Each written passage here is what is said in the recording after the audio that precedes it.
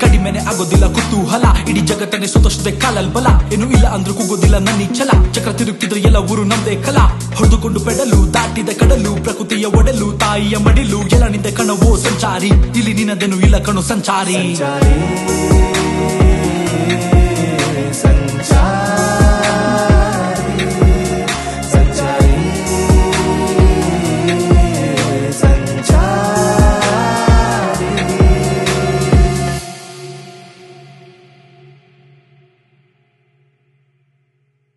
ಎಲ್ರಿಗೂ ಶರಣು, ನಾನು ನಿಮ್ಮ ಸುದರ್ಶನ್ ಸಂಚಾರಿ. ನಾವಿವಾಗ ಕನ್ಯಾಕುಮಾರಿಯಿಂದ ಕೇಪ್ ಟೌನ್ವರೆಗೆ ಸೈಕಲ್ ಟ್ರಿಪ್ ಮಾಡ್ತಾಯಿದ್ದೀವಿ, ನಾನು ಮತ್ತು ನಮ್ಮ ಭೈರವ. ಭೈರವ ಸಿಟ್. ಏನಾಗಿದೆ ಅಂದರೆ ರಾತ್ರಿ ಅವನು ಅದರೊಳಗೆ ಇದ್ದಿದ್ದೆಲ್ಲ ಕಿತ್ತಾಕ್ಬಿಡೋದೆ ನಿನ್ನೆ ಮಳೆ ಬರುವಾಗ. ನಾನು ಅದನ್ನು ಆವಾಗಲೇ ನೋಡಿಕೊಂಡೆ, ಏನೂ ಮಾಡೋಕ್ಕಾಗಲ್ಲ. ಇವಾಗ ನಾನು ತುಮಕೂರು ಕಡೆ ಹೋಗ್ತಾಯಿದ್ದೀನಿ. ರಾತ್ರಿ ದಾಬಸ್ಪೇಟೆನೆಲ್ಲ ಉಳ್ಕೊಂಡಿದ್ವು. ನನಗೆ ಇನ್ಸ್ಟಾಗ್ರಾಮ್ ಫಾಲೋವರ್ ಒಬ್ಬರು ಮೆಸೇಜ್ ಮಾಡಿಬಿಟ್ಟು ಅವ್ರು ನನ್ನನ್ನು ದಾರಿಗೆ ಬರ್ದ ನೋಡಿದ್ರಂತೆ. ನೋಡಿಬಿಟ್ಟು ನನಗೆ ಉಳ್ಕೊಳ್ಳೋಕೆ ವ್ಯವಸ್ಥೆ ಮಾಡಿದ್ರು. ಇವಾಗ ತುಮಕೂರು ದಾಟ್ಬಿಟ್ಟು ನಾನು ಚಿತ್ರದುರ್ಗ ಕಡೆ ಹೋಗ್ತೀನಿ. ಬಹುಶಃ ಇವತ್ತು ಹಿರಿಯೂರಲ್ಲಿ ಉಳ್ಕೋತೀನಿ ಅನ್ಸುತ್ತೆ ನನ್ನ ಫ್ರೆಂಡ್ ಮನೇಲಿ. ಲೆಟ್ಸ್ ಸಿ ಏನೇನಾಗುತ್ತೆ ಅಂತ.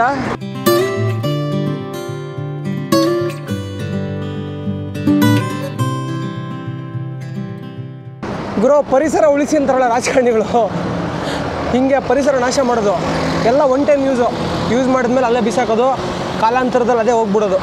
ನಾವಿವಾಗ ಸಿದ್ಧಗಂಗಾ ಮಠ ಹತ್ರ ಹೋಗ್ತಾಯಿದ್ದೀವಿ. ಇದು ಯಾವುದೋ ಫ್ಲೈಓವರ್ ಕೆಲಸನ ಅರ್ಧಕ್ಕೆ ನಿಲ್ಲಿಸ್ಬಿಟ್ಟವ್ರೆ ಗುರು. ಇಲ್ಲಿ ಏನು ನನ್ನ ಮಕ್ಕಳು ಅಂತಲೇ ಗೊತ್ತಾಗಲ್ಲ ನನಗೆ. ಇಂಡಿಯಾದಲ್ಲಿ ಮಾತ್ರ ಈ ಕಾಂಟ್ರಾಕ್ಟರ್ಗಳು, ಪಾಲಿಟಿಷಿಯನ್ಸು ಎಲ್ಲ ನನ್ನ ಮಕ್ಕಳು ಒಂದೇ ತಾಟ ಕುತ್ಕೊಂಡು ತಿಂತಾ ಇರ್ತಾರೆ ಜನಗಳ ದುಡ್ಡನ್ನ. ಸುರಿರೋ ತಂದು ನಿಮ್ಮ ಟ್ಯಾಕ್ಸ್ ಮನಿ ಅಂತ ಹೇಳ್ಬಿಟ್ಟು ಇಲ್ಲಿಗೆ ನಿಲ್ಲಿಸ್ಬಿಟ್ಟವ್ರು ನೋಡಿ. ಅವೆಲ್ಲ ಕಬ್ಬನೆಲ್ಲ ತುಪ್ಪ ಬಂದೊಳಗಿದೆ ಮೇಲಿಂದು.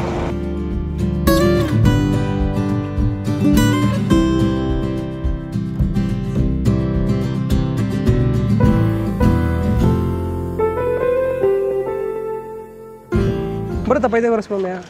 ಬರುತ್ತೆ ಅಲ್ವೇಳ? ಬರಲ್ಲ. ನಿಂಗೆ ಬರ್ತೇನಾ? ಪೈದೇವರ ಸ್ವಾಮಿ ಯಾರಿಗೆ ಬರುತ್ತಾ? ಎಲ್ಲ 10ನೇ ಕ್ಲಾಸ್ ಇದ್ದಾನೆ. ಹಾಂ, ತೆಗ್ದಾರ? ಹಾಂ, ನಿಜ ತೆಗ್ದಾರೆ? ತೇಲ್ಸ್ ಪ್ರಮೆ ಇದೆಯಾ? ಹೇಳ ತೇಲ್ಸು ಹೇಳ್ರೋ. ಮಗ್ಗೆದರಿಗೂ ಬರ್ತವೆ. ನಿಮ್ಮ ಬರ ಮಗ್ಗೆದರಿಗೂ ಬರ್ತಾವ. ಬಾ ಇಲ್ಲಿ. ಮಗ್ಗೆದರಿಗೂ ಬರ್ತವೆ. ಮಗ್ಗಿ 19 ಇರ್ದಾಳ. ಈ ಮರ ಬಾರ ಗುರು. ಮಗ್ಗಿದವ್ರಿಗೂ ಬರ್ತವೆ. ಓದ್ಕೋವಾಗ ಮತ್ತೆ ಅದು ಹೋಗ್ರ ಲೋ ಬಿಡ ಸರ್ಕಲ್ ಕಡಿಮೆ ಏನು ಮಾಡ್ತೀಯ? ಸುಮ್ಮನೆ ಮುಟ್ಬೇಡ.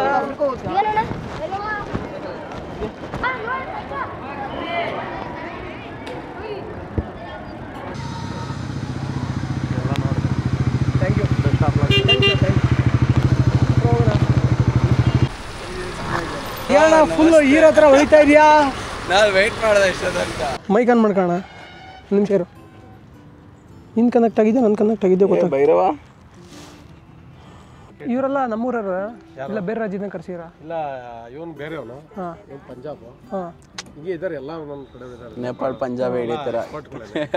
ಸೂಪರ್, ಒಳ್ಳೆ ಸಖತ್ತಾಗಿ ಮಾಡಿದ್ದೀರಾ. ಆ್ಯಕ್ಚುಲಿ ಟೂರಿಸಮ್ಗೆ ನಮ್ಮಲ್ಲಿ ಇದಾಗ್ತಿದೆ, ಆಗುತ್ತೆ. ಇನ್ನು ಇದು ಸ್ವಲ್ಪ ದೊಡ್ಡದಾಗುತ್ತೆ. ಒಂದು ಹಾಲ್ ಬರುತ್ತೆ ಮುಂದೆ, ಪಾರ್ಟಿ ಹಾಲ್ ಟೈಪ್. ಇವಾಗ ಇದು ಮಾಡ್ತಿದ್ದಾರೆ ರೋಪ್ವೇಯಲ್ಲಿ, ಜಿಪ್ಲೈನು ಅಲ್ಲಿ ಬರುತ್ತೆ. ಹಾಂ, ಸೂಪರ್. ಪ್ರಕಾಶನ ಸಾರಿ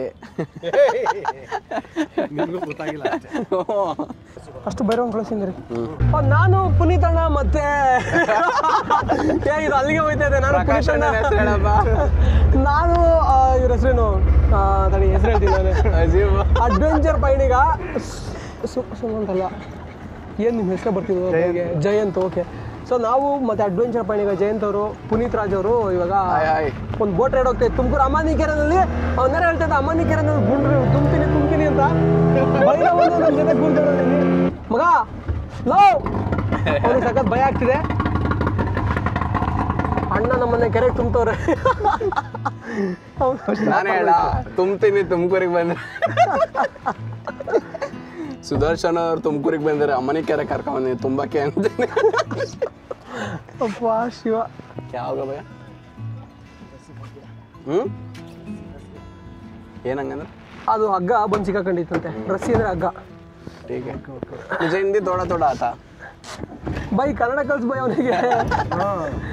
ಗುರು ಹಗ್ಗ ಹಗ್ಗ ಕನ್ನಡ ಫುಲ್ ಹಗ್ಗ. भैया कन्नड़ में हग्गा ಕನ್ನಡ ನೈ ಗುರು ಕನ್ನಡ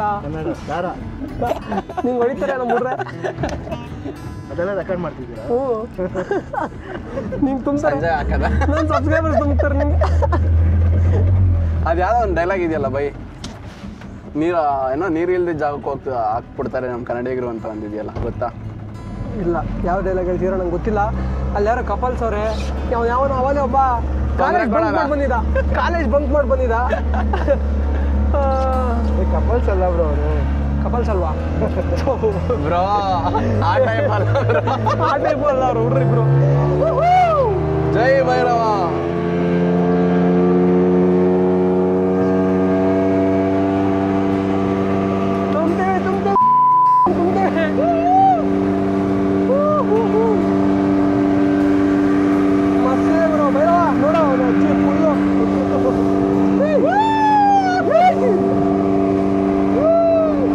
ನೋಡಿ ಅಲ್ಲೊಂದು ಕಾಣಿಸ್ತಾ ಇದೆ, ಅದು ಐಲ್ಯಾಂಡು.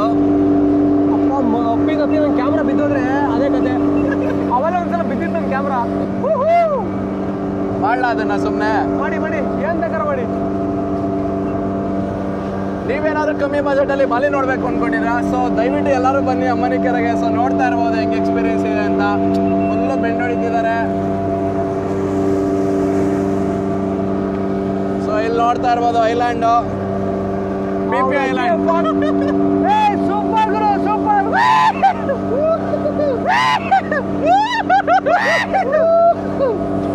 ಸೂಪರ್ ಸೂಪರ್ ರೇ, ಮಸ್ತ್ ರೇ, ಫ್ಯಾಂಟಾಸ್ಟಿಕ್, ಮೈ ಬ್ಲೂಡಿಂಗ್. ಸಾಕು ಗುರು ಸಾಕು ಹೋಗಿ ಇಟ್ಬಿಟ್ಬಿಟ್ಟಾರ ಮತ್ತಲ್ಲಿಗೆ. ನಾಕಲ್ಲೇ ಸಾರಿ. ನೋಡಿ ಇವ್ರೆ ಪುನೀತ್ ರಾಜ್ ಅಂತ. ಏನು ಹೇಳಿ ನಿಮ್ಮ ಬಗ್ಗೆ 4 ಮಾತು. ನಿಮ್ಮ ಬಗ್ಗೆ 4 ಮಾತು ಕೇಳಿಸ್ತಿಲ್ಲ ಬೈ, 4 ಮಾತಾ? ಸಾಕು 4 ಮಾತು. ಅವರು ಎಲ್ರಿಗೂ ನಮಸ್ಕಾರ. ನನ್ನ ಹೆಸರು ಪುನೀತ್ ರಾಜ್ ಅಂತ, ತುಮಕೂರಿಂದ. ಸೊ ಸುದರ್ಶನ್ ಅವರು ಆನ್ ದಿ ವೇ ಟ್ರಾವೆಲ್ ಮಾಡ್ತಾ ಇದ್ರು. ಸೊ ಹಾಗೆ ತುಮಕೂರನ್ನ ಎಕ್ಸ್ಪ್ಲೋರ್ ಮಾಡ್ಸೋಣ ಅಂತ ಇಲ್ಲಿ ಅಮ್ಮನಿ ಕೆರೆ ಕರ್ಕೊಂಡ್ ಬಂದ ಇದ್ದೀನಿ. ಸೊ ನೋಡ್ತಾ ಇರ್ಬೋದು ಎಸ್ಕೇಪ್ ಎಕ್ಸ್ಪ್ಲೋರ್ ಅಂದ್ಬಿಟ್ಟು ಅವರು ನಮಗೆ ಜಸ್ಟ್ ಒಂದು ವಿಡಿಯೋ ಮಾಡೋಕ್ಕೋಸ್ಕರ ನಮಗೆ ಅದೆಲ್ಲ ಹೇಳ್ಬಿಡಿ, ಎಲ್ಲರೂ ಗೊತ್ತಾರೆ. ಸಾಕ್ಬಿಡಿ ಹೋಗಿ. ತುಮಕೂರು ಅಮ್ಮನಿ ಕೆರೆ ಅದು ನಾವು ಡ್ರೋನ್ ವಿಡಿಯೋ ಮಾಡಬೇಕು. ಡ್ರೋನ್ ಉಡಾವಣೆ ಆಗ್ತಾ ಇದೆ, ನೋಡ್ತಾ ಇರ್ಬೋದು. ಸುದರ್ಶನ್ ಅವ್ರು ಇವತ್ತು ಪೈಲಟ್ ಆಗಿದ್ದಾರೆ ಡ್ರೋನ್ದು. ಯಾವಾಗಲೂ ಪೈಲಟ್ ಬ್ರೋ. ಬೈ ಥೋಡ ಆಗಿದ್ದಾನ ಆಟೋ ನೋಡಿ, ಅದು ಅಲ್ಲ ಆರ್ತಾ ಇದೆ.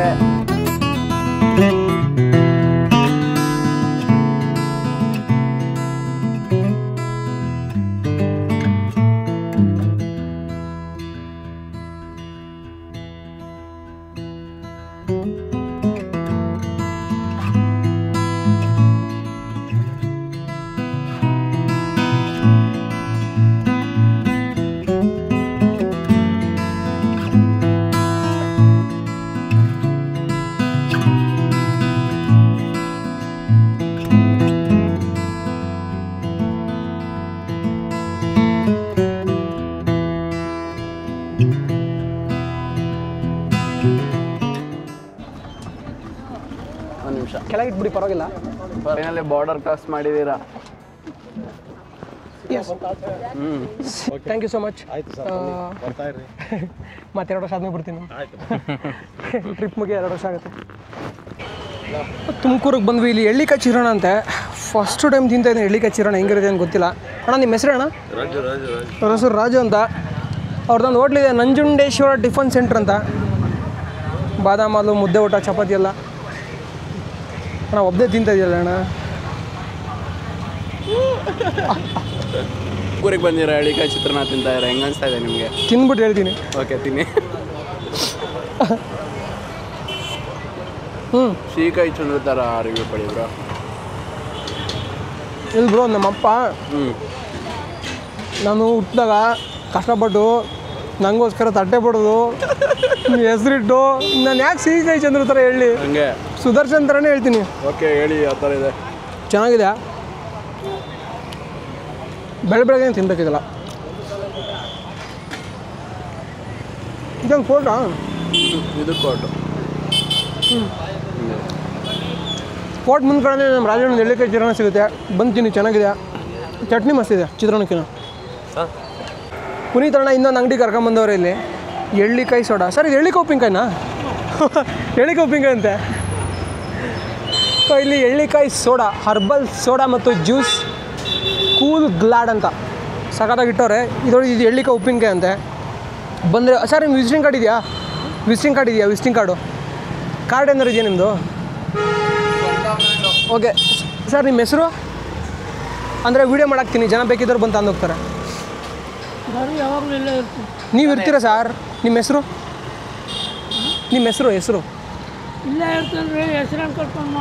ಕರೆಕ್ಟ್ ಹೇಳಿದ್ರಿ ನೋಡಿ. ಸೊ ಇವ್ರು ಇಲ್ಲೇ ಇರ್ತಾರೆ, ಇವ್ರದ್ದು ಇಲ್ಲೇ ಇರ್ತೀರ ಉಪ್ಪಿನಕಾಯಿ ಅಂತ, ಚಿಕ್ಕಪೇಟೆಯಲ್ಲಿ ಕೂಲ್ ಗ್ಲಾಡ್ ಆಪೋಸಿಟಲ್ಲಿ ಎಳ್ಳಿಕಾಯಿ ಉಪ್ಪಿನಕಾಯಿ ಇಟ್ಟಿದ್ದಾರೆ. ಹಾಂ ನಡೀವಿ. ಈ ಎಳ್ಳಿಕಾಯಿ ಸೋಡಾ ಕುಡಿಸ್ತವ್ರೆ. ಒಂದು ವಾರ ಆಯಿತು. ಇದು ಅಣ್ಣ ಎಂಥ ಜ್ಯೂಸ್ ಅಣ್ಣ ಇದು? ಎಳ್ಳಿಕಾಯಿ. ಸೊ ತುಮಕೂರಲ್ಲಿ ಎಳ್ಳಿಕಾಯಿ ಚಿತ್ರಾನ್ನ, ಎಳ್ಳಿಕಾಯಿ ಸೋಡಾ, ಎಳ್ಳಿಕಾಯಿ ಉಪ್ಪಿನಕಾಯಿ, ಎಳ್ಳಿಕಾಯಿ ಪಲಾವ್ ಏನಾರು ಮಾಡ್ತಾರಾ?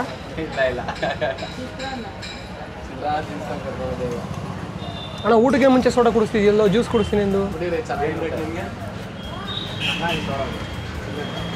ನಾ ಎಳ್ಳಿಕಾಯಿ ನೋಡ್ಬೇಕಲ್ಲ ಹೆಂಗಿರುತ್ತೆ ಅಂತ. ನಿಮ್ಮಣ್ಣಿ ಇದ್ದಂಗೆ ಇರುತ್ತೆ, ಸ್ವಲ್ಪ ದೊಡ್ಡದಿರುತ್ತೆ. ಮೇಘಾಲಯದಲ್ಲೆಲ್ಲ ಇದೇ ಥರ ಇರ್ತಿತ್ತು. ಎಳ್ಳಿಕಾಯಿ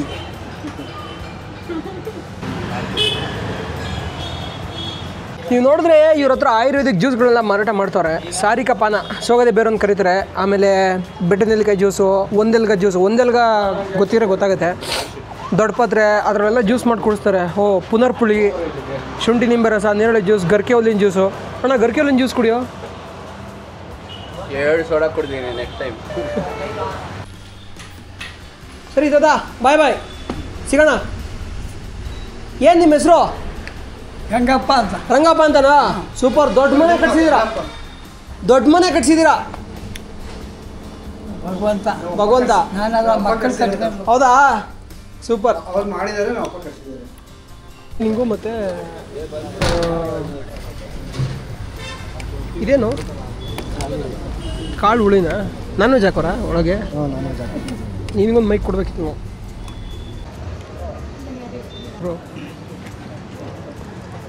ಇದ್ಯಾವ ಥರ ಕಬಾಬು ಹಿಂಗೆ ಮಾಡೋರೆ ಅಣ್ಣ? ಏನು ಕಬಾಬ್ ಅಣ್ಣ ಇದು? ಅಣ್ಣ ಇದು ಇದೆಲ್ಲ ಹಾಕಿದ್ದೀರ, ಅದಕ್ಕೆ ಕೇಳಿದೆ.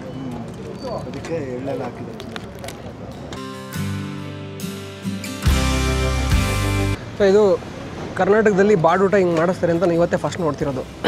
ಬೇರೆ ದೇಶಗಳೆಲ್ಲ ನೋಡಿದೆ ಹೆಂಗೆ ಮಾಡ್ತಾರೆ ಏನು ಅಂತ. ಕರ್ನಾಟಕದಲ್ಲಿ ಜನ ಹಿಂಗೆ ತಿಂತಾರೆ ಅಂತ ಇವತ್ತೇ ಫಸ್ಟ್ ಗೊತ್ತಾಗಿದ್ದು. ನಾನು ಈ ಥರದ ಬಾಡೂಟ ಯಾವತ್ತೂ ಊಟನೇ ಮಾಡಿಲ್ಲ. ನಮ್ಮ ಮನೇಲಿ ಏನಾರು ಗೊತ್ತಾದರೆ ಇದು.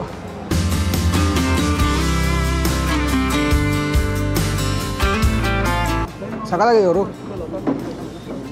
ಬ್ರೋ ಇದ್ರ ಹೆಸರು ಇದು ಮಟನ್ ಸಾಂಬಾರ?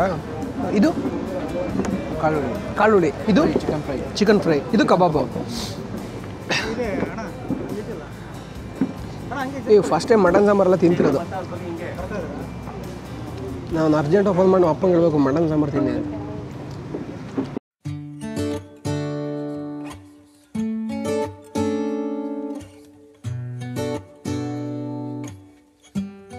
ಬ್ರೋ ಫಸ್ಟ್ ಟೈಮ್ ತಿಂತೀನಿ, ಚೆನ್ನಾಗಿ ಅನಿಸಿದೆ. Mutton first time ತಿಂತಿರೋದು.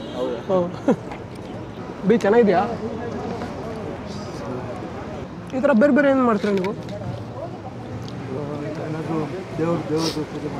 ಅವಳು ನಾನ್ ವೆಜ್ಜಾ? ಗುರು ಬೆಳಗ್ಗೆ ತುಮಕೂರಿಗೆ ಬಂದವನು 9 ಗಂಟೆಗೆ ಬಂದಿದ್ದೀನಿ, 3 ಗಂಟೆಗೆ ಹೊರಡ್ತೀನಿ. 90 ಕಿಲೋಮೀಟ್ರ್ ಹೋಗಬೇಕು ಹಿರಿಯೂರಿಗೆ. ಹುಚ್ಚನಾಗಿ ಹೊಡಿಬೇಕು ಇವಾಗ. ಹಿರಿಯೂರಿಗೆ ಹೋದರೆ ಫ್ರೆಂಡ್ ಮನೆ ಇದೆ ಹಿರಿಯೂರಲ್ಲಿ. ದೆನ್ ಹಿರಿಯೂರಿಂದ ನೆಕ್ಸ್ಟು ನಾಳೆ ನಮ್ಮ ಮನೆಗೆ.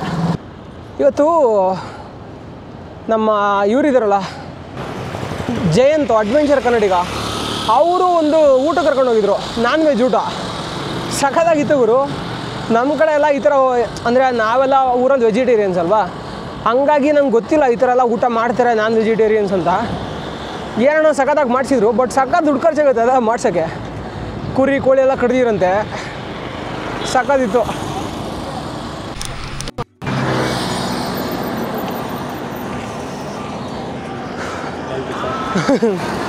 ಡೈಲಿ ನೋಡ್ತಿರ್ತೀನಿ. Thanks bro. ಅದಕ್ಕೆ ಅಲ್ಲಿಂದ ನೋಡ್ಕೊಂಬಂದೆ. ಹಾಂ, ನಿಮ್ಮನ್ನು ನೋಡಲಿಲ್ಲ ನಾನು, ಭೈರವನ್ ನೋಡಿದ್ರ? ನೋಡಿದೆ. ಓಕೆ. ಹಾಂ, ಯಾವ ಊರು? ನಮ್ದು ಹಿರಿಯೂರು. ಓ ಸೂಪರ್. ಯಾರೋ NHAನವರು ನನ್ನ ಸಬ್ಸ್ಕ್ರೈಬರ್ ಅನಿಸಿದೆ. ನಮಸ್ಕಾರ. ಕನ್ಯಾಕುಮಾರಿಯಿಂದ, ಸೌತ್ ಆಫ್ರಿಕಾ. 2 ವರ್ಷ ಆಗುತ್ತೆ. ಹೌದು, ನಾನು SSLC ಓದಿದ್ದೀನಿ. ನಮ್ಮ ಮನೇಲಿ ಜಮೀನಿದೆ, ನಮ್ಮ ತಂದೆ ಜಮೀನು ನೋಡ್ಕೊತಾರೆ. ನಾನು 4 ವರ್ಷ ಸುತ್ತಾಡ್ತೀನಿ. ನಾನೇ ದುಡ್ಕೋತೀನಿ. ವೆಬ್ ಡಿಸೈನಿಂಗ್ ಮಾಡ್ತೀನಿ. ಹಾಗೆ ಏನಾದ್ರು ಚಿಕ್ಕಪುಟ್ಟದೆಲ್ಲ ಮಾಡ್ತಿರ್ತೀನಿ. ಇಲ್ಲಿ ನೀವು ನೋಡ್ತಾ ಇದ್ದೀರಲ್ವಾ, KSRTC ಬಸ್ಗೆ ವಿಮಲ್ ಅಡ್ವರ್ಟೈಸ್ಮೆಂಟ್ ಕೊಟ್ಟಿದ್ದಾರೆ. ನಾನು ಒಂದಿಷ್ಟನ್ನು ಅಬ್ಸರ್ವ್ ಮಾಡಿದ್ದೀನಿ. ಏನಂದರೆ, ಈ ಕಂಟೆಂಟ್ ಕ್ರಿಯೇಟರ್ಸು ಇದ್ರ ಅಗೇನೆಸ್ಟ್ ಮಾತಾಡ್ತಿರ್ತಾರೆ. ಇವರು ಯೂತ್ಸಿಗೆಲ್ಲ ವಿಮಲ್ ಹಾಕ್ಕೊಳ್ಳಿ ಅಂತ ಹೇಳ್ತಿದ್ದಾರೆ, ಪಾನ್ ಮಸಾಲ ಪ್ರಮೋಟ್ ಮಾಡ್ತಿದ್ದಾರೆ ಅಂತ. ನೋಡಿದ್ರೆ ಹಾಗಲ್ಲ. ಇವಾಗ ನಾವು ಬರೀ ಕಾನೂನನ್ನ ಓದ್ಕೊಂಡಿದ್ರೆ ಸಾಲದು, ನಮಗೆ ವ್ಯವಸ್ಥೆ ಹೇಗೆ ರನ್ ಆಗುತ್ತೆ ಅನ್ನೋದು ಗೊತ್ತಿರಬೇಕು. KSRTC ಬಸ್ಗಳು ಬಂದ್ಬಿಟ್ಟು ಸರ್ಕಾರಿ ಒಡೆತನದಲ್ಲಿರುವ ಒಂದು ಸಂಸ್ಥೆಯ ಬಸ್ಗಳು. ಅಲ್ಲಿ ಅವು ಸಂಪೂರ್ಣ ಸರ್ಕಾರಿ ಬಸ್ಗಳಲ್ಲ. ಅಂದರೆ ಸರ್ಕಾರ ನಡೆಸ್ತಾ ಇರೋಂಥ ಒಂದು ಉದ್ಯಮ ಅದು. ಸರ್ಕಾರ ನಡೆಸ್ತಾ ಇರೋಂಥ ಉದ್ಯಮ ಆಗಿರೋದ್ರಿಂದ ಅದಕ್ಕೆ F ಸೀರೀಸ್ ನಂಬರ್ಗಳು ಬರುತ್ತೆ. ನೀವು KSRTC ಬಸ್ಗಳಲ್ಲಿ ಯಾವುದೇ ಬಸ್ ನೋಡಿದ್ರೂ F ಸೀರೀಸ್ ಬರುತ್ತೆ. ಬೆಂಗಳೂರಲ್ಲಿ ಒಂದಿಷ್ಟು ಬಸ್ಗಳನ್ನ ಕಾಂಟ್ರಾಕ್ಟಲ್ಲಿ ಹೈರ್ ಮಾಡಿದ್ದಾರೆ. ಬೇರೆ ಬೇರೆ ಕಂಪ್ನಿಗಳು ಕಿಲೋಮೀಟ್ರಿಗೆ ಇಷ್ಟಂತೆ ಬಾಡಿಗೆಗೆ ತೊಗೊತದೆ. ಯಾವುದೋ ಸಂಸ್ಥೆ, BMTC ಸಂಸ್ಥೆ ಬೇರೆ ಬೇರೆ ಕಂಪ್ನಿಗಳಿಂದ ಬಾಡಿಗೆಗೆ ತೊಗೋತಾರೆ. ಆ ಬಸ್ಗಳಿಗೆ ಮಾತ್ರ ಬೇರೆ ಸೀರೀಸ್ ಇರುತ್ತೆ. ಮಿಕ್ಕಿದ ಎಲ್ಲ ಸಂಸ್ಥೆಯ ಒಡೆತನದ ಬಸ್ಗಳು F ಸೀರೀಸ್ ಇರುತ್ತೆ. ಸೊ ಇದು ಸಂಪೂರ್ಣ ಸರ್ಕಾರಿ ಬಸ್ ಅಲ್ಲ. KMF ಆಗಿರ್ಬೋದು, ಅಥವಾ KSRTC ಆಗಿರ್ಬೋದು, ಮತ್ತು ಮೈಸೂರು ಸ್ಯಾಂಡಲ್ ಆಗಿರ್ಬೋದು, ಅಂದರೆ ಈ ಥರ ಬೇರೆ ಬೇರೆ ಸಂಸ್ಥೆಗಳಿದೆ. MSAL ಅಂತಿದೆ, Mysuru sales and international limited ಅಂತ. ಅದಾಗಿರ್ಬೋದು. ಮುಂಚೆ MPM ಅಂತಿತ್ತು, ಮೈಸೂರು ಪೇಪರ್ ಮಿಲ್ಸ್ ಅಂತ. ಇವಾಗಿಲ್ಲ ಅದು. ನಾವು ಸಣ್ಣ ಹುಡುಗರಿದ್ದಾಗ ವಿದ್ಯೆ ನೋಟ್ಬುಕ್ ಬರ್ತಿತ್ತಲ್ಲ ಅದು. ಸೊ ಇವೆಲ್ಲ ಸರ್ಕಾರಿ ಒಡೆತನದಲ್ಲಿರುವಂಥ ಸಂಸ್ಥೆಗಳು. ಇಲ್ಲಿ ಎಲ್ಲ ಕೆಲಸ ಮಾಡ್ತಿರ್ತಾರಲ್ಲ ಅವ್ರಿಗೆಲ್ಲರಿಗೂ ಸರ್ಕಾರಿ ಶ್ರೇಣಿಯ ಸಂಬಳ ಕೊಡಲ್ಲ, ಅವ್ರಿಗೆ ಬೇರೆ ಶ್ರೇಣಿ ಸಂಬಳವನ್ನೇ ಕೊಡ್ತಾರೆ. ಆ ಸಂಸ್ಥೆಗಳೇ ನಿರ್ಧಾರ ಮಾಡಿರುತ್ತೆ ಬಿಸ್ನೆಸ್ ಹೆಂಗೆ ನಡೆಯುತ್ತೆ, ಲಾಭ ಏನು ಬರುತ್ತೆ ಅದರ ಆಧಾರದ ಮೇಲೆ ಇರುತ್ತೆ. ಈ ವಿಮಲ್ ಅಡ್ವರ್ಟೈಸ್ಮೆಂಟ್ ಬಗ್ಗೆ ಮಾತಾಡೋದಾದರೆ, ಇದರಿಂದ ಸಂಸ್ಥೆಗೆ ಲಾಭ ಬರುತ್ತೆ. ಯಾವ ಥರ ಲಾಭ ಅಂದರೆ, ಅದನ್ನು ಅಡ್ವರ್ಟೈಸ್ಮೆಂಟ್ ಅವರು ಒಂದು ಬಸ್ಗೆ ಅಡ್ವರ್ಟೈಸ್ಮೆಂಟ್ ಮಾಡಬೇಕು ಅಂದರೆ ಇಷ್ಟು ದುಡ್ಡು ಕೊಡಬೇಕು ಅಂತ ಟೆಂಡರ್ ಕರೀತಾರೆ. ಸೊ ಆ ಟೆಂಡರಲ್ಲಿ ಯಾರು ಕೂಗ್ಕೋತಾರೋ ಅವರು ಬೇರೆ ಬೇರೆ ಕಂಪ್ನಿಯವರು ಅಲ್ಲಿ ಅಡ್ವರ್ಟೈಸ್ಮೆಂಟ್ ಕೊಡ್ತಾರೆ. ಹೀಗೆ ನಡೆಯುತ್ತೆ. ಇದು ಸಂಸ್ಥೆಗೊಂದು ಲಾಭದ ಒಂದು ಮಾರ್ಗ. ಇವಾಗ ತುಂಬ ಜನ ಕ್ರಿಯೇಟರ್ಸು ಎಲ್ಲ ಗುಟ್ಕಾ ಪ್ರಮೋಟ್ ಮಾಡ್ತಾರೆ, ಹಾಗಾಗಿ ನಮ್ಮ ಯೂತ್ಸ್ ಹಾಳಾಗ್ತಿದ್ದಾರೆ. ಹಂಗಲ್ಲ. ನಿಜವಾಗ್ಲೂ ಯಾರಿಗಾದರೂ KSRTC ಮೇಲೆ, ನಮ್ಮ ಯೂತ್ಸ್ ಮೇಲೆ ಗಮನ ಇದ್ದರೆ ಖಂಡಿತವಾಗಿಯೂ ಆ ಥರದ ಕ್ರಿಯೇಟರ್ಸ್ಗಳು KSRTC ಬಸ್ಸಲ್ಲಿ ನಡೆಯುವಂಥ ಭ್ರಷ್ಟಾಚಾರವನ್ನು ಪ್ರಶ್ನೆ ಮಾಡಿ ಕೇಸ್ ಹಾಕಬೇಕು. KSRTC ಬಸ್ಸಲ್ಲಿ ಬಸ್ ಖರೀದಿಯಿಂದ ಹಿಡಿದು ಟೈರ್ ಖರೀದಿಯಿಂದ ಹಿಡಿದು ಎಲ್ಲದರಲ್ಲೂ ಭ್ರಷ್ಟಾಚಾರ ಆಗುತ್ತೆ. ಇದು ಆದಾಯಕ್ಕಿರುವಂಥ ಒಂದು ಮೂಲ. ಇದ್ರ ನಡುವೆ ಜನರಿಗೆ ಒಂದು ತಪ್ಪು ಕಲ್ಪನೆ ಬರೋ ಥರ, KSRTC ಸಂಸ್ಥೆ ಮೇಲೆ ತಪ್ಪು ಕಲ್ಪನೆ ಬರೋ ಥರ ಮಾಡೋದು ತಪ್ಪು. ಇಲ್ಲಿ ಯಾರು ಬೇಕಾದರೂ ಅಡ್ವರ್ಟೈಸ್ಮೆಂಟ್ ಮಾಡ್ಬೋದು. ಸೊ ಅಡ್ವರ್ಟೈಸ್ಮೆಂಟ್ ಅವರು KSRTC ಕೊಟ್ಟಿಲ್ಲ ಅಂದರೆ ಅದೊಂದು ಖಾಸಗಿ ವಾಹಿನಿ ಕೊಡ್ತಾರೆ. ಆವಾಗ ಖಾಸಗಿ ವಾಹಿನಿಯವ್ರಿಗೆ ಲಾಭ ಆಗುತ್ತೆ. ಎಂಡ್ ಆಫ್ ದ ಡೇ ಕಂಪ್ನಿಯವ್ರಿಗೆ ಜನ ರೀಚ್ ಆಗಬೇಕು. ಅದಕ್ಕೆ ಅವ್ರು KSRTCನ ಆಯ್ಕೆ ಮಾಡ್ಕೊಂಡಿದ್ದಾರೆ. ನನಗೆ KSRTC ಬಸ್ಸಲ್ಲಿ ಯಾವುದನ್ನು ಪ್ರಮೋಟ್ ಮಾಡಿದ್ರು ತಪ್ಪು ಅನಿಸಲ್ಲ. ಆದರೆ ಅದು ಪ್ರಮೋಟ್ ಆಗದೇ ಇರಬೇಕು. ಸಂಸ್ಥೆಗೆ ಎಲ್ಲ ಥರ ಲಾಭ ಬಂದರೆ ಮಾತ್ರ ಅದು ಪ್ರಮೋಟ್ ಆಗದೇ ಇರೋಕ್ಕೆ ಸಾಧ್ಯ. ಅಂದರೆ ಅವರು ಈ ಆ್ಯಡ್ ರೆವಿನ್ಯೂನ ಎಕ್ಸ್ಪೆಕ್ಟ್ ಮಾಡಲ್ಲ, ಆಯಿತಾ. ಆ್ಯಡ್ ರೆವಿನ್ಯೂನ ಎಕ್ಸ್ಪೆಕ್ಟ್ ಮಾಡಬಾರ್ದು ಅಂದರೆ ಸಂಸ್ಥೆಲಿರೋ ಭ್ರಷ್ಟಾಚಾರ ನಿಲ್ಲಬೇಕು.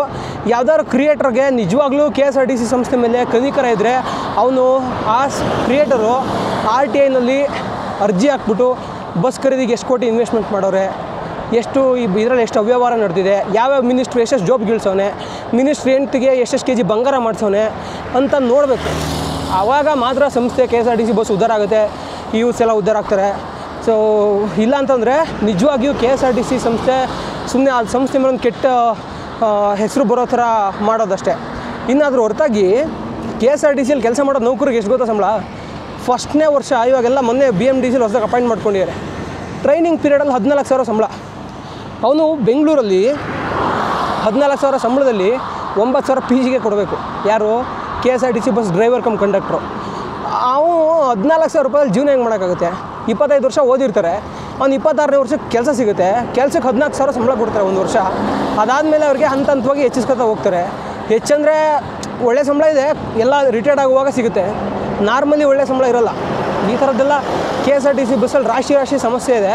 ಅದ್ರ ನಡುವೆ ಈ ಆ್ಯಡಲ್ಲಿ ದುಡ್ಡು ಮಾಡೋದು ನನಗೆ ಆ ಥರದ್ದು ದೊಡ್ಡ ಸಮಸ್ಯೆ ಥರ ನನಗೆ ಕಾಣ್ತಿಲ್ಲ. ಅದೆಲ್ಲ ಸುಮ್ಮನೆ ನಿಮ್ಮ ಮನಸ್ಸನ್ನು ಕೆರಳಿಸೋದಕ್ಕೆ, ನಿಮ್ಮ ಅಟೆನ್ಷನ್ನ ಸೀಕ್ ಮಾಡೋದಕ್ಕೆ, ನಿಮ್ಮ ಹತ್ರ ಒಂದು ಗಮನ ತಗೊಳ್ಳೋದಕ್ಕೆ ಮಾಡೋವಂಥ ಕೆಲಸ ಅಷ್ಟೇ ಕ್ರಿಯೇಟರ್ಸು. ನಿಜವಾಗ್ಲೂ KSRTC ಮೇಲೆ ಅಕ್ರೆ ಇದ್ದವರು, ಕೇಸ್ ಆಗಲಿ ಅವನ ಅಜ್ಜಿ ಫುಲ್ ಎಷ್ಟು ಭ್ರಷ್ಟಾಚಾರ ಮಾಡ್ತಾರೆ ಗೊತ್ತಾ? ಬಸ್ ಖರೀದಿಲಾಗಲಿ ಅಥವಾ ಬಸ್ ಹೈರಿಂಗಲ್ಲಾಗಲಿ ಸಖತ್ ಭ್ರಷ್ಟಾಚಾರ ಮಾಡ್ತಾರೆ. ಅಲ್ಲಿ ಕೇಸ್ ಹಾಕಬೇಕು. ನಾನು ವಿಯೆಟ್ನಾಮ್ಗೆ ಹೋಗಿದ್ದೆ. ವಿಯೆಟ್ನಾಮಲ್ಲಿ ಚಾಮ್ಸ್ ಅಂತಿದ್ದಾರೆ, ಅವ್ರ ಮಾತೃಭಾಷೆ ಚಾಮ್. ಅವರು ಸೌತ್ ವಿಯೆಟ್ನಾಮ್ನ ಆಳ್ವಿಕೆ ಮಾಡ್ತಿದ್ರು. ಇವಾಗ ಅವರಲ್ಲಿ ಅಲ್ಪಸಂಖ್ಯಾತರು. ಮತ್ತು ಅವ್ರು ಏನು ಮಾಡಬೇಕು ಅಂದರೂ ಅವರು ಬೇರೆ ಜನರ ಪರ್ಮಿಷನ್ನ ತೊಗೋಬೇಕು, ಅಂದರೆ ಅಲ್ಲಿರೋ ವಿಯೆಟ್ನಾಮೀಸ್ ಪರ್ಮಿಷನ್ ತೊಗೋಬೇಕು. ಅವ್ರಿಗೆ ಯಾಕೆ ಆ ಪರಿಸ್ಥಿತಿ ಬಂತು ಅಂತಂದರೆ, ಮೊದಲನೇದಾಗಿ ಅವ್ರ ಭಾಷೆಯನ್ನು ಬಿಟ್ಕೊಟ್ಟಿದ್ದಕ್ಕೆ. ನೋಡಿ, ನಾವು ನಮ್ಮ ಭಾಷೆಯನ್ನು ಬಿಟ್ಕೊಡ್ತಾ ಇದ್ದೀವಿ. ಕನ್ನಡ ಭಾಷೆಯಲ್ಲಿ 3ನೇ ದರ್ಜೆಗೆ ತಳ್ಳಲ್ಪಟ್ಟಿದೆ. ಮೊದಲನೇದಾಗಿ ಇಂಗ್ಲೀಷ್ ಹಾಕಿದ್ದಾರೆ, ಆಮೇಲೆ ಹಿಂದಿ ಹಾಕಿದ್ದಾರೆ, ಆಮೇಲೆ ಕನ್ನಡ ಹಾಕಿದ್ದಾರೆ. ಇದು ಶಿರಾ ಹತ್ತಿರ ಬರುವಂಥ ಒಂದು ಟೋಲ್ಗೇಟು, ತುಮಕೂರಿಂದ ಶಿರಾ ಹೋಗೋ ನಡುವೆ ಬರೋ ಟೋಲ್ಗೇಟು. ಇದಾಗೋದಕ್ಕೆ ಕಾರಣ ಏನು ಅಂತಂದರೆ, ಭಾರತದಲ್ಲಿರುವಂತಹ ಒಂದು ಅವೈಜ್ಞಾನಿಕ ಒಂದು ಭಾಷಾ ನೀತಿ. ಅದೇನಂತಂದರೆ ರಾಜ್ ಭಾಷಾ ಅಂತ ಒಂದು ಕಾನೂನಿದೆ. ಅದರ ಪ್ರಕಾರ ಅವರು ಹಿಂದಿ ಮತ್ತು ಇಂಗ್ಲೀಷ್ ಎರಡನ್ನೂ ಕೂಡ ದೇಶದಲ್ಲಿ ಅಧಿಕೃತವಾಗಿ ಎಲ್ಲ ರೀತಿಯ ಏನಂತ ಕರಿತೀವಪ್ಪ, ವ್ಯವಹಾರಗಳನ್ನ ಮಾಡೋದಕ್ಕೆ ಬಳಸುವಂಥ ಭಾಷೆ ಅಂತ ಕನ್ಸಿಡರ್ ಮಾಡಿದ್ದಾರೆ. ನಮ್ಮ ದೇಶದಲ್ಲಿ ಯಾವುದಾದ್ರೂ ಒಂದು ನೋಟಿಫಿಕೇಷನ್ ಹೊರಡಿಸೋದಾದರೆ ಅದು ಇಂಗ್ಲೀಷ್ ಅಥವಾ ಹಿಂದಿಯಲ್ಲಿದ್ದರೆ ಸಾಕು. ರಾಜ್ಯ ಸರ್ಕಾರದಲ್ಲ, ಒಕ್ಕೂಟ ಸರ್ಕಾರದ್ದು. ಅದೇ ಕಾರಣಕ್ಕಾಗಿ ದಕ್ಷಿಣ ಭಾರತದ ರಾಜ್ಯಗಳಲ್ಲಿ, ಅಂದರೆ ನಾನ್ ಹಿಂದಿ ಸ್ಟೇಟ್ಸಲ್ಲಿ, ಹಿಂದಿ ಮಾತೃಭಾಷೆ ಎಲ್ಲದ ರಾಜ್ಯಗಳಲ್ಲಿ ತ್ರಿಭಾಷಾ ನೀತಿ ಇದೆ. ತಮಿಳುನಾಡನ್ನು ಹೊರತಾಗಿ ಮಿಕ್ಕಿದ ಎಲ್ಲ ರಾಜ್ಯಗಳಲ್ಲಿ, ದಕ್ಷಿಣ ಭಾರತದ ರಾಜ್ಯಗಳಲ್ಲಿ ತ್ರಿಭಾಷಾ ನೀತಿ ಇದೆ. ಅಂದರೆ ಕನ್ನಡ ಜೊತೆಗೆ ಇಂಗ್ಲೀಷ್ ಮತ್ತು ಹಿಂದಿ ಇರುತ್ತೆ. ಅದೇ ಉತ್ತರ ಪ್ರದೇಶದಲ್ಲಿ ಹಿಂದಿ ಜೊತೆ ಇಂಗ್ಲೀಷ್ ಮಾತ್ರ ಇರುತ್ತೆ, ಅಲ್ಲಿ ತ್ರಿಭಾಷಾ ನೀತಿ ಇಲ್ಲ. ನಮ್ಮಲ್ಲಿ ಮಾತ್ರ ತ್ರಿಭಾಷಾ ನೀತಿಯನ್ನು ನಾವು ಗುಲಾಮರ ಥರ ಒಪ್ಕೊಂಡು ಬದುಕ್ತಾ ಇದ್ದೀವಿ. ಹಾಗಾಗಿ ಇವತ್ತು ಕನ್ನಡಕ್ಕೆ 3ನೇ ಸ್ಥಾನ ಸಿಕ್ಕಿದೆ. ಒಂದಿನ ಅಲ್ಲಿ ಕನ್ನಡ ಇಲ್ಲದೇ ಇರೋ ಥರ ಆಗುತ್ತೆ. ಆವಾಗ ನಾವು ಕೂಡ ಚಾಮ್ ಜನರ ರೀತಿ ಎಲ್ಲದಕ್ಕೂ ಹಿಂದಿ ಭಾಷಿಕರ ಪರ್ಮಿಷನ್ನ ಕೇಳಬೇಕಾಗತ್ತೆ. ಸೊ ಈ ಕಾಲ ದೂರ ಇಲ್ಲ, ತುಂಬ ಹತ್ತಿರದಲ್ಲಿದೆ. ಅಮ್ಮಮ್ಮ ಅಂದರೆ ಒಂದು 100 ವರ್ಷ. ನಿಮ್ಗೆ ಅನ್ಸ್ಬೋದು, 100 ವರ್ಷದಲ್ಲಿ ನಾನಿರಲ್ಲ ಗುರು, ನನ್ನ ಮಕ್ಕಳು ಮೊಮ್ಮಕ್ಕಳು ನೋಡ್ಕೋತಾರೆ ಅಂತ. ಹಂಗಂತ ನಾವು ಕೂತ್ಕೊಂಡ್ರೆ ಒಂದು ಕಾಲಕ್ಕೆ ನಮ್ಮ ಭಾಷೆನೂ ಇರೋಲ್ಲ, ನಮ್ಮ ನೆಲನೂ ಇರೋಲ್ಲ. ಯಾವನೋ ಬರ್ತಾನೆ, ಇವತ್ತು ಪ್ಯಾಲೆಸ್ತೇನ್ಗೆ ಹೋಗ್ಬಿಟ್ಟು ಇದೆಲ್ಲ ನಮ್ಮದೇ ದೇಶ ಅಂತ ಹೇಳ್ತಿದ್ದಾರೆ ಇಸ್ರೇಲ್ ಅವರು. ಹಾಗೆ ನಮ್ಗೆ ಯಾವನೋ ಬಂದ್ಬಿಟ್ಟು ಇದೆಲ್ಲ ನಮ್ಮದೇ ದೇಶ ಅಂತ ಹೇಳ್ತಾರೆ, ನಮ್ಮದೇ ನೆಲ ಅಂತ ಹೇಳ್ತಾರೆ. ಅದು ಆಗಬಾರ್ದು ಅಂತಂದರೆ ನಾವು ಈ ತ್ರಿಭಾಷಾ ನೀತಿಯನ್ನು ತಿರಸ್ಕರಿಸ್ಬೇಕು. ಕೇವಲ ದ್ವಿಭಾಷಾ ನೀತಿಯನ್ನು ಎಲ್ಲ ಕಡೆ ಎನ್ಫೋರ್ಸ್ ಆಗಬೇಕು, ಎಲ್ಲ ಕಡೆ ಅದೇ ಜಾರಿಗೆ ಬರಬೇಕು. ಅದು ಜಾರಿಗೆ ಬರಬೇಕು ಅಂದರೆ ನಮ್ಮ ಕೂಗು ಜಾಸ್ತಿ ಆಗಬೇಕು. ಹಾಯ್, ಆರಾಮಣ್ಣ? ಇದು ಯಾವೂರು? ಬೀದರ್ಗ. ಮೇಘರಾಜ್ ಅವ್ರ ತಮ್ಮನ? ಆದರೂ ನಿಮ್ಮ ಅಣ್ಣ ಹೋಗಿದ್ದೆ ಭಾಳ ಏನು ಮಾಡಂಗಿಲ್ಲ. ನನ್ನ ಹಿಂದ್ಗಡೆ ಸ್ವಲ್ಪ ಮಳೆ ಕಡಿಮೆ ಇದೆ ನೋಡಿ, ಎಷ್ಟು ಮಳೆ ಸುರಿತಾ ಇದೆ ಇಲ್ಲಿ. ಇಷ್ಟೊತ್ತವರೆಗೂ ಎಲ್ಲ ಪ್ಯಾಕಿಂಗ್ ಮಾಡ್ಕೊಂಡೆ, ಭೈರವಂಗೆಲ್ಲ ಫುಲ್ ಪ್ಯಾಕ್ ಮಾಡಿದೆ, ಎಲ್ಲೂ ಒಂದನಿ ನೀರು ಹೋಗದೆ ಇರೋ ಥರ. ಇವಾಗಿದೆ ನೋಡಿ ಹಾಕ್ಕೊಂಡು ಬಡಿಯೋದು ಎಲ್ಲ ಫುಲ್ ಲೈಟ್ ಗೀಟೆಲ್ಲ ಆನಿದೆ. ಏನೋ ಇವಾಗ ಶುರು ಮಾಡ್ಕೊಂಡು ಹೊಡ್ಕೊಂಡು ಹೋದರೆ 40 ಕಿಲೋಮೀಟ್ರ್ ಇದೆ ಹಿರಿಯೂರು ಬರೋವರೆಗೂ ಹೊಡಿತಾ ಇರೋದೆ. ಇದು ಸಂಜೆ ಹಿಡ್ಕೊಂಡ್ರೆ ಮಳೆ ಬಿಡೋದೇ ಇಲ್ಲ, ಅದು 8-9 ಗಂಟೆವರೆಗೂ. ನಾನು ಕಾಯೋದಕ್ಕಾಗೋದಿಲ್ಲ, ಯಾಕಂದರೆ ನಿನ್ನೆನೂ ಹೀಗೆ ಆಗಿ ತುಮಕೂರಲ್ಲಿ ಉಳ್ಕೋಬೇಕಾದವನು ದಾಬಸ್ಪೇಟೆನಲ್ಲೇ ಉಳ್ಕೊಂಡೆ. ಮಳೆಗೆಲ್ಲ ಇರೋಕ್ಕಾಗಲ್ಲ ನಾನು. ಹಾಗಾಗಿ ಭೈರವಂಗೆಲ್ಲ ಕ್ಲೀನಾಗಿ ಪ್ಯಾಕ್ ಮಾಡಿಬಿಟ್ಟು, ಮಗ ಆರಾಮಾಗಿ ಮಲ್ಕೊಳ್ಳೋ, ನಾನು ಸೈಕಲ್ ಹೊಡಿತೀನಿ ಅಂತ ಹೇಳ್ಬಿಟ್ಟು ಹೊಡಿತಾ ಇದ್ದೀನಿ. ಇವಾಗ ನಾವು ಸರಿಯಾಗಿ ಶಿರಾದಲ್ಲಿದ್ದೀವಿ. ಇಲ್ಲಿಂದ ಒಂದು 2.5 ಗಂಟೆ ನಿಲ್ಲಿಸ್ದಂಗೆ ಹೊಡೆದ್ರೆ ಹಿರಿಯೂರಿಗೆ ಬಂದುಬಿಡ್ತೀನಿ. ಹೊಡಿಲೇಬೇಕು ನಾನು, ನಂಗೆ ಬೇರೆ ಯಾವುದೂ ಅವಕಾಶ ಇಲ್ಲ. ನಾನು ಪ್ರತಿ ದಿವಸ ಒಳ್ಳೊಳ್ಳೆ ಊಟ ಮಾಡಬೇಕು ಅಂದರೆ ನಾನು ಅಂದ್ಕೊಂಡಿದ್ದ ಪ್ಲೇಸ್ಗೆ ಹೋಗಬೇಕು.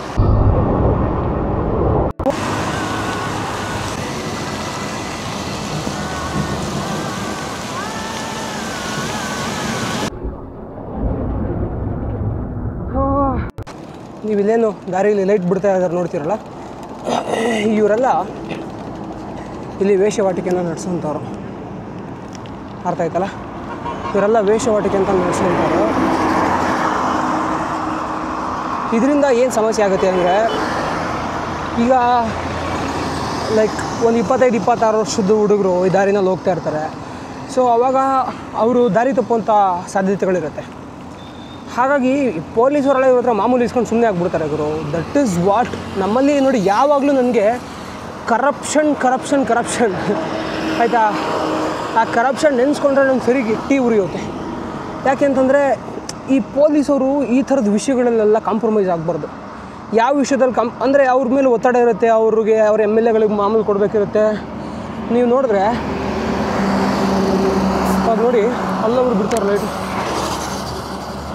ನೋಡ್ರಿ, ಬಿಡ್ತಾರೆ, ಹಂಗೆ ನೋಡ್ತಾ ಇರಿ.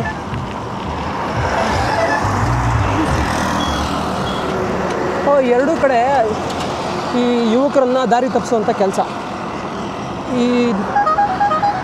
ಈ ವಯಸ್ಸಲ್ಲಿ ಯುವಕರು ದಾರಿ ತಪ್ಪಿದ್ರೆ ತುಂಬ ಸಮಸ್ಯೆಗಳಾಗುತ್ತೆ. ಹಾಗಾಗಿ ಪೊಲೀಸರು ಈ ಥರದಕ್ಕೆ ಏನಾದರೂ ಮಾಡಬೇಕು. ಆಮೇಲೆ ಸರ್ಕಾರ ಕೂಡ ಮಂಗಳಮುಖಿಯರಿಗೆ ಮತ್ತು ವೇಷವಾಟಿಕೆ ವೃತ್ತಿಯಲ್ಲಿ ತೊಡಗಿರೋಂಥವ್ರಿಗೆ ಒಳ್ಳೆಯ ಅವಕಾಶಗಳನ್ನ ಕಲ್ಪಿಸ್ಬೇಕು, ಅವರಿಗೆ ಉದ್ಯೋಗಗಳನ್ನ ಕೊಡಬೇಕು. ಸೊ ಆ ಮೂಲಕ ಸಮಗ್ರವಾಗಿ ಇದನ್ನು ತೊಡೆದು ಹಾಕಬೇಕು. ಇಲ್ಲಾಂತಂದರೆ ಈ ಥರ ಹೈವೇಗಳಲ್ಲೆಲ್ಲ ಅವ್ರು ನಿಂತ್ಕೊಂಡು ಮಾಡಿದ್ರೆ ಭಾಳ ಸಮಸ್ಯೆ ಆಗುತ್ತೆ. ಅದರಿಂದ ತುಂಬ ಕಾಂಪ್ಲಿಕೇಶನ್ಸ್ ಎಲ್ಲ ಕ್ರಿಯೇಟ್ ಆಗುತ್ತೆ. ಪಾಪ ಯಾರೋ ನನ್ನ ಮಾತಾಡಿಸ್ಬೇಕು ಅಂತ ನಿಲ್ಲಿಸ್ಬಿಟ್ರು. ನನಗೂ ಬೇರೆ ಯಾವುದೇ ಆಪ್ಷನ್ ಇಲ್ಲ. Bro hi. ಅಂದರೆ ಸೋಫಾರ್ ನಂದು ಒಂದು 58,000 ಕಿಲೋಮೀಟರ್ ಆಗಿದೆ 4 ವರ್ಷದಲ್ಲಿ. ಹಾಂ,